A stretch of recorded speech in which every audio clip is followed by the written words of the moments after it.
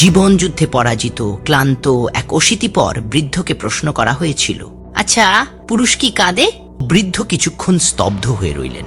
ঝাপসা চোখে সুদূরে তাকিয়ে দীর্ঘশ্বাস ছেড়ে বললেন, হ্যাঁ রে দাদু, পুরুষ কাঁদে, খুব কাঁদে। প্রশ্নকর্তা অবাক হয়ে জানতে চাইলেন, পুরুষও কাঁদে? কিন্তু কখন, কেন আর কিভাবে? পুরুষ কাঁদে যখন তার তিল তিল করে সাজানো ভালোবাসার মানুষটি তাকে ছেড়ে অন্য কারো ঘর সাজাতে চলে যায়। পুরুষ কাঁদে যখন কলিজার টুকরো কন্যাকে অন্যের হাতে তুলে দিয়ে শূন্য হাতে বাড়ি ফেরে। পুরুষ কাঁদে যখন সে বুঝতে পারে তার হাড় ভাঙা খাটুনি আর ঘাম ঝরানো ত্যাগের পরেও তার প্রিয় মানুষগুলোর মুখে সে হাসি ফোটাতে পারেনি। পুরুষ কাঁদে যখন জীবিকার নিষ্ঠুর টানে নিজের ভিটেমাটি আর আপনজন এর মায়া ত্যাগ করে বিদেশের মাটিতে একাকী প্রবাস জীবন কাটায়। পুরুষ কাঁদে যখন সে দেখে তার নিজের হাতে মানুষ করা সন্তান আজ তাকেই বোঝা মনে করছে। পুরুষ কাঁদে যখন সে বুঝতে পারে ভিড়ের মাঝেও সে আসলে ভীষণ একা, ভীষণ অসহায়। কিন্তু পুরুষের কান্না চোখের জল হয়ে ঝরে না। সে চায় না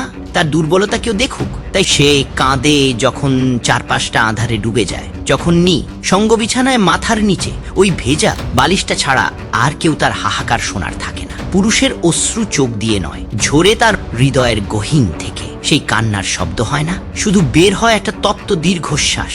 কখন সেই কান্না ফুটে ওঠে তার নিশ্চল নীরবতায়, কখনো বা ফ্যাকাশে হয়ে যাওয়া দৃষ্টিতে। পুরুষের এই লুকানো কান্নাগুলোই তার কপালে ভাঁজ ফেলে, চুল দাড়ি সাদা করে দেয় আর তরটা দুমড়ে মুচড়ে দেয়। এতটুকু বলে বৃদ্ধ আর নিজেকে ধরে রাখতে পারলেন না। দুই হাতে মুখ ঢেকে ডুকরে কেঁদে উঠলেন, আর্তনাদ করে বললেন, হ্যাঁ, ঠিক এভাবেই পুরুষ কাঁদে।